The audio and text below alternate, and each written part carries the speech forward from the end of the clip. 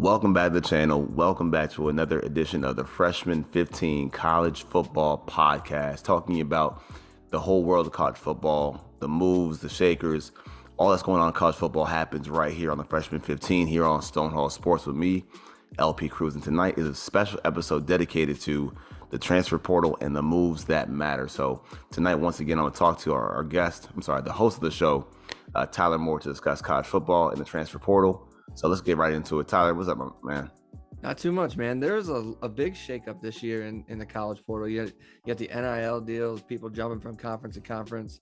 So, and you even got guys going to rival schools. So that's pretty exciting. But yeah, let's get into these players we got for big time transfers. So yeah, man. So the money moves have started. So tonight, what I wanted to do on the show was kind of like our top three transfers in the portal that are gonna make some big noise this season. I got guys on both sides of the ball. I'm sure that you do as well. Yep. But you know what, man? You are the guest here, for lack of a better term. So your first guy, starting us off at number 3. All right, number 3. This is one that a lot of people aren't really talking about, and it's Cade McNamara. He went from Michigan to Iowa. This is, like I said, he's one of those ones that no one's really talked about. So he was the starter at Michigan. He got the Wolverines into the playoffs. He's the one who ends the long drought against Ohio State. Comes into 2022. Harbaugh plays they do their first 2 games. Hey, you get Colorado State. McCarthy gets Hawaii. We all know McCarthy ends up getting the job. So McNamara, he's just like, hey, I'm going to transfer. So he goes to Iowa. He comes along with fellow Wolverine Eric All. He's tight end. And they also get this week they got Caleb Brown from Ohio State, one of the top receivers in the country. So from that recruiting class, sorry. So it would be exciting because we know how good Iowa plays defense, but will their offense be able to help them close out games? But you got to think like Iowa, they don't change their offensive coordinator. He has the same philosophy that he always has. They're going to do what we do. Like I read the thing that he said earlier this year. We're going to do what we do. We're just going to do it better this time. That sounds like Jerry Jones and 1990s Cowboys. And it's just like, will this little bit of talent influx that they get be able to project them to be, to help their defense win them games? Because you look at a lot of the scores, you see Iowa winning like 9-6. They're scoring only like 12 points. And they have, as we see, they have good defenses. 2 of them were taken in the top 20 this year in the draft, but their offense just drags them down. So I'm really excited to see how Cade McNamara propels that offense if he does it all. This should be. It's funny, man, because we talked a lot about their Iowa offense being stagnant and not moving the ball much. Mm-hmm. The funny thing is, there's a team like that had the same problem last year that actually was competitive too and had issues on the offensive side of the ball and lost pro talent. And I'm talking about the move of Devin Leary from NC State going to Kentucky. And that move kind of matters for a lot of different reasons. The first thing I saw is the coordinator, Liam Cohen, goes back to Kentucky from 1 year with the Rams. It didn't work out. Stafford got hurt. His plans got derailed. So he was available and he went back to the Rams. And Mark Stoops was very happy to get him back. Looking back at the Wildcats offense, they had a 34% conversion rate on third downs last year with Will Levis and Cesar Rodriguez, both now in the NFL. So even then, it was pretty bad. Plus, I think their combined skill guys, their 2 tight ends, their receivers, had combined amongst them about 1,100 yards receiving. So not very good numbers at all when you look at it from that perspective. And for and for Leary, when he was healthy, he was your guy last year as a contender for the Heisman possibly. Yeah. When he was last healthy, 35 touchdowns. I know a personal favorite of yours, so it's good news for the Wildcats, really. I mean, for your receivers who are really young, the guys Dane Key, Barian Brown, 2 guys that are sophomores, 4-star recruits now, have a lot of talent to work with at quarterback and a lot of upside. So for sure, my number 3 is going to be Devin Leary from NC State, the Wolfpack, to the Wildcats. Yeah, to go back on that, Levis was sacked 46 times last year. So then they end up bringing in a tackle from Alabama, and then Leary, he's a very good short and intermediate passer. So I think having Cohen come back from the NFL is going to play huge for him.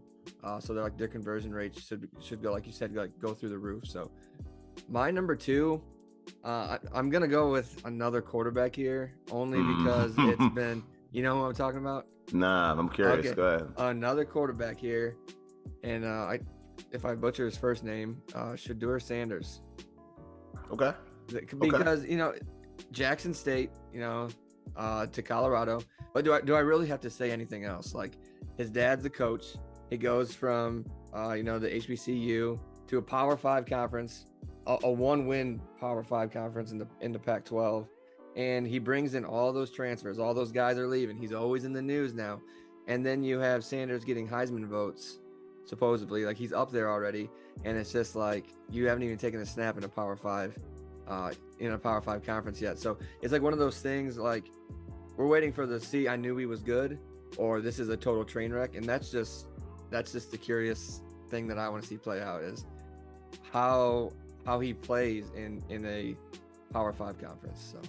So you know what that reminds me of? And it's funny because you're in the Ohio area of all places, but it reminds me of the news. And I know you guys aren't big on basketball, some of y'all out there, but the Bronny James move to USC. It's like, you want to see, like, this is the guy, this is the son of one of the GOATs of all time, and want to know, can he handle it? Playing in the Pac-12, the big spotlight, and a major move. It's exciting for the Pac-12, man. I think the Pac-12 just got two great athletes, but Shadur Sanders getting that kind of praise and love. I mean, he's got the tools. He looks the part. He's got the tools. He's got the right coach behind him. Even if his dad, he's got the right coach behind him. So it looks like it's a good move, man. That's actually a good pick. I got another one, man. I'm going to go to defense this time around. At number 2, I have Ernest Hausman, linebacker from Nebraska, now going to the Wolverines. If you don't know who he is, he's got an amazing story. I mean, it's a really raw, rough story. You guys can read up on it. Ernest Hausman, great kid by all accounts. Once again, we're talking about on the freshman 15, talking about Scott Frost. But Hausman enrolls at Nebraska under Scott Frost. Frost is fired early into the freshman year of Hausman, and Hausman still sees the field a lot as a freshman playing for the Cornhuskers defense. Look at his numbers last year. He played in 7 games. He played in all their games, started in 7. 54 tackles, 2 for a loss, 1 sack, fumble recovery. And now you go to Michigan, where that defense gets an even better player, a great kid at that. So now you have the defense in the middle with Michael Barrett, Junior Colson at linebacker, and a guy that's only 19 years old at 6'2", 220 with speed to play sideline to sideline. Great move to get Ernest Hausman, man. Good job by the Wolverines. Yeah, that's a solid one. So my next one will be my last one, and then I'm going to go through an honorable mention one that I think a lot of people aren't paying attention to. But my number 1 is Bear Alexander, Georgia to USC. Typical Georgia lineman, 6'3", 305 pounds. He was a freshman last year, played in 9 games. He only had 2 sacks, like 13 hurries, something like that. But he's leading a program in a defense like Georgia, so it's one of those things, like, and then you're going to USC. We made fun of USC's defense last year. We pretty much made fun of every defense in the Pac-12 last year, because, like we always said, they always beat up on themselves. But like, wanting to go from Georgia and a Kirby Smart team to go play for USC, which I get it, blue blood college, but you want to go play for Alex Grinch, like that kind of baffles me. Like, last year, USC's defense was ranked 106 out of 131 possible schools. So that was awful. Yeah, awful defense. Absolutely terrible. So, like, could Bear be the piece in their front end, because they added another, who they had? They added Roland Wallace as a corner. So he shores up their back end. They got another linebacker in there too, and another defensive lineman, Anthony Lucas. So, like, we know the Trojan offense is gonna score points. Like Caleb Williams, Lincoln Riley. We already know that, like, hey, Caleb Williams is already gonna be pick number QB1 next year. We already know that. But, like, will Bear help them stop a nosebleed? Like they couldn't last year. Like, so, like, it's like when you turn on the faucet, they just couldn't stop. Like, that handle was broken. So I'm kind of curious to see how he stuffs up the middle, if he's able to get interior pressure to help those guys on the back end, because USC, they just reloaded on offense as well. So I'm excited to see how that very much needed, man, actually, which, again, it's a brave move for the guy, joining a unit that is not very good and not very equipped, but also a brave move by Lincoln Riley staying with Grinch throughout the entire process from Oklahoma to USC. But I guess loyalty sometimes, I guess, matters, even in college football. So I do have an honorable mention as well before I get to my number one, and that was Denver Harris. Denver Harris going from A&M to LSU, cornerback. So going from A&M to DBU is a big move. He won't be a starter right away, but still, I mean, just to be on that unit of LSU, good job by Denver Harris and the Tigers picking him up. But my number one guy in the portal was Dominic Lovett, the receiver from Missouri, going to the Bulldogs. And the reason why I say that is he wasted no time leaving. As soon as the season was done, he was already committed to go to Athens right there in December. On his way out, has bags packed.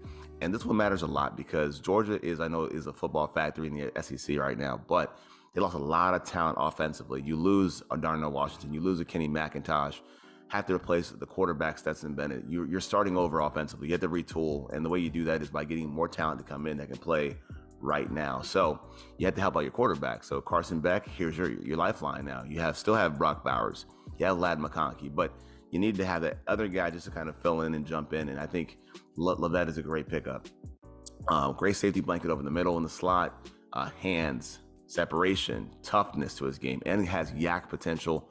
And once again, a very, very quick, sudden route runner underneath. So this is the guy I think that you're going to see on Saturdays that will piss you off if you're a rival fan in the SEC. Dominic Lovett. Yeah. So my honorable mention was another quarterback, and it was Sam Hartman. From I don't know if you knew that I was going to say that or not because I wrote it down, but I didn't do the research. I figured you had Wake Forest to Notre Dame.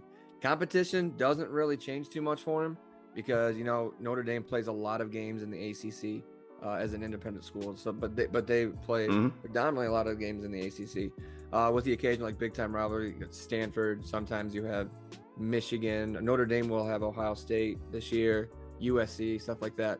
So Marcus Freeman last year, they start off slow. They lose Ohio State, they lose to Marshall, and you're like, these guys aren't going to be. But then in the back half of the year, they picked up. They ended up finished 18.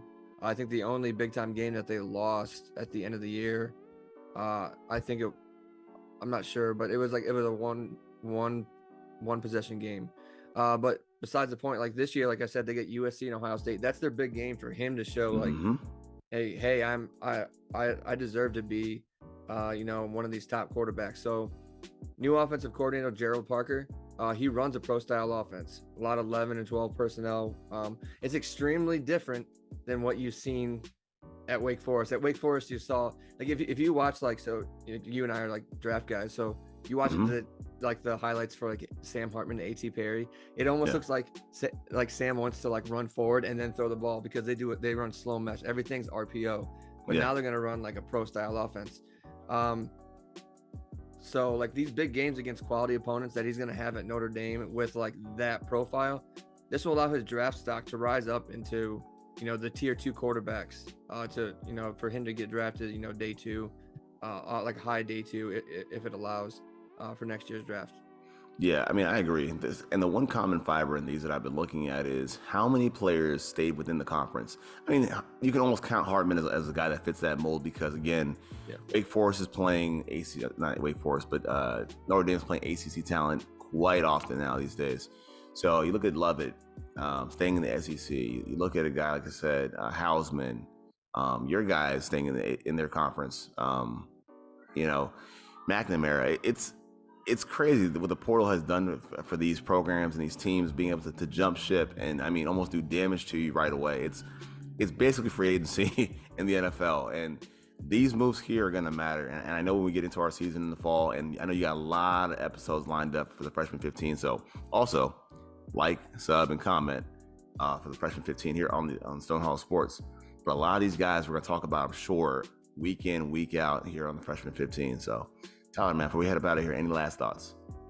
No, I hope you guys enjoyed this quick episode, but DJ Ujulari is playing at Oregon State, so this is like his last ditch effort too. So it's not a bad program, man. It could be on the upswing. So, but I'm sure we'll cover him in more detail on the episode, guys. So, with that said, once again on LP Cruise, this is Tyler Moore here on the Freshman 15, and as always, peace. Peace.